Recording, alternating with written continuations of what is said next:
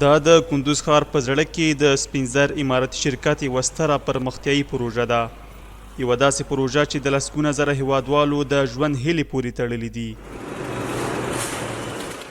مسؤلین وایي د دغې پروژې چارې 80 سلنه بشپړې شوي او ډاډ ورکوي چې په ټاکلي وخت کې به ګټې اخیستنې ته وسپارل شي.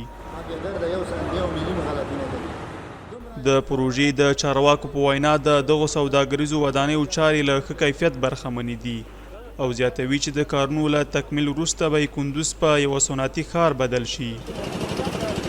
جای خوشحالی است که زمینه از زیر امارات اسلامی افغانستان مساعد ساختن که تجارای ما به عوض از اینکه پول به خارج ببرند در داخل کشور سرمایه‌گذاری میکنند که شکل مشارکتی زمینه ها را در خدمت قرار داده و تجارای ما الحمدلله هم احساس ملی را که داشتن پولای خود خواستن در کشور خود سرمایه‌گذاری بکنن و هم زمینه کسب کار برای مردم مساعد شوه، هم پیشرفت و ترقی در کشور ما رشد بکنه که الحمدلله شاهد از این هستیم. فعلا در شهر قندوز و دیگر در شهرها همین برنامه جریان داره. له دې سره په دغه پروژه کې په کار بوخت کسان وایي خوښ دي چې په خپل هیواد کې دوی ته د کار زمینه برابره شوي. د دغو کسانو په وینا اوس مهال په کور دننه ښه کاري فرصتونه رامنځته شوي او له حکومت څخه غواړي چې دې ته ورته لا نورې پرمختیایي پروژې تطبیق کړي.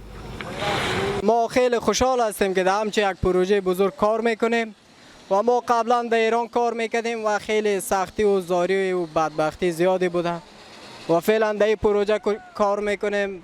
تعداد خیلی است و خوشحال هستیم که خدمت در وطن خود میکنیم. از امارت اسلامی افغانستان بسیار خوش هستیم که این تو یک وضع اساسی با ما آمده. ما فعلا خانه ما در و دروازه ما باز است، اینجا دل جمع کار میکنیم ولی از امارت اسلامی افغانستان بسیار خوش هستیم.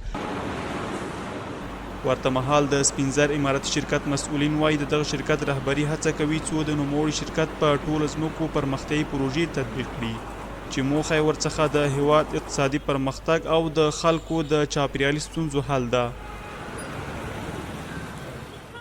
پروژه در مساحت 5.5 جریب زمین که زمین ملکیت شرکت امارات سپین زر قندوز است همراه با شرکت گالاکسی سونز عقد قرارداد گردیده برای مدت 16 سال و برای اعمار مارکت های موبایل فروشی و مارکت صرافی و بانک ها و مارکت زرگری، مارکت سمساری و مارکت فروش مواد فروش وسایل برقی عقد قرارداد گردیده.